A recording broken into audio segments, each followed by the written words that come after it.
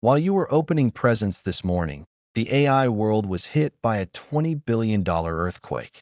In a move that no one saw coming on Christmas Day 2025, Nvidia has officially acquired the core assets of Groq, the startup that promised to kill the GPU. Jensen Huang just pulled off the most aggressive power move in tech history by spending $20 billion in cash, triple what Groq was worth just 3 months ago.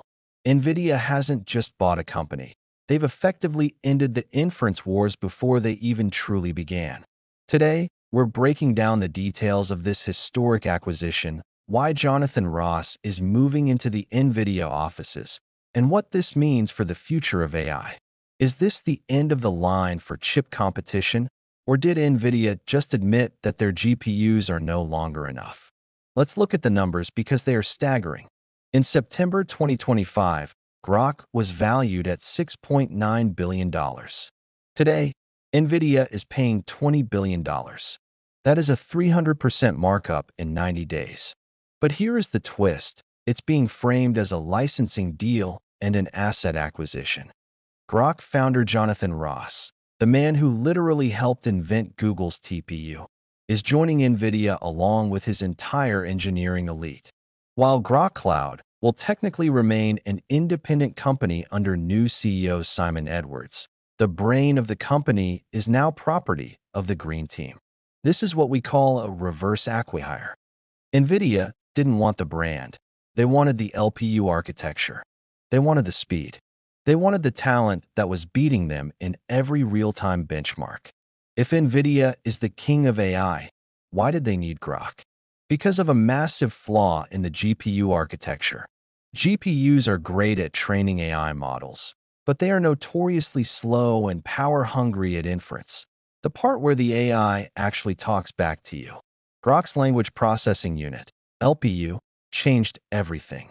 It was delivering 500 tokens per second, while Nvidia's H200s were struggling to hit 50. In 2025, speed is the only thing that matters for agentic AI. By integrating Groq's low-latency processors into their AI factory architecture, Nvidia is closing their only weakness. They are moving from being the hardware provider to being the intelligence layer. If you can't beat the LPU speed, you buy the person who invented it. This deal is a nuclear bomb for the rest of the industry. Startups like Cerebras and Sambanova are now looking at an Nvidia that has absorbed their fastest rival. Even Google and Amazon have to be sweating right now. But there's a darker side to this. The U.S. Department of Justice is already being flooded with antitrust concerns. How can one company own 90% of the training market and now the fastest inference tech on the planet? Bernstein analysts are already calling this the death of the alternative chip.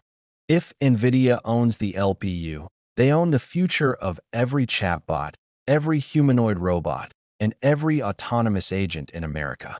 Jensen Huang's Nvidia AI factory isn't just a product anymore. It's a global monopoly on thought. And don't forget the OpenAI connection. Just weeks ago, Microsoft and OpenAI committed to a $100 billion investment in Nvidia hardware. With Groq's tech now inside the Nvidia stack, ChatGPT 6, which we're expecting in early 2026, is going to be faster than anything we've ever seen. We're talking about real-time, zero-latency human interaction. Nvidia is no longer just a chip company. They are the foundation of the American AI stack. By neutralizing Groq, they've ensured that the road to AGI, artificial general intelligence, runs exclusively through Santa Clara. This $20 billion was a small price to pay to ensure that no one else ever catches up. Christmas 2025 will be remembered as the day the AI chip wars ended. Nvidia won. By absorbing their biggest threat, they've solidified a moat that may never be crossed. But I want to hear from you. Is this good for innovation, or did we just watch the birth of a tech monopoly that will control the next century? Will independent Groq survive without its founder, or is it just a ghost company now? Let's talk about it in the comments. This is a developing story. and I'll be updating you as the regulatory filings go public. Don't forget to subscribe for the full tech breakdown. Peace.